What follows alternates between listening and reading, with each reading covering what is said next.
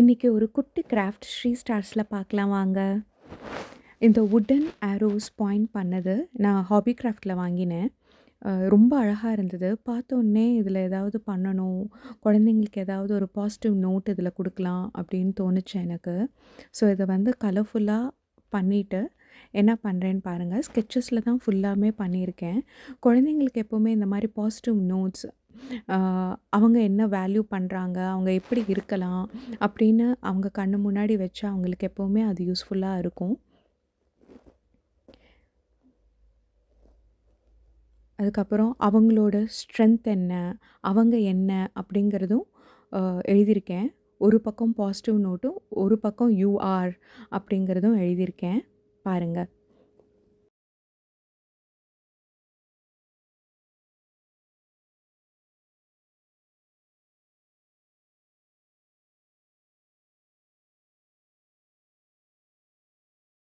ஒரு பக்கம் ஸ்கெட்ச் கலரும், ஒரு பக்கம் மெட்டாலிக் கலர்ஸும் கொடுத்துருக்கேன்.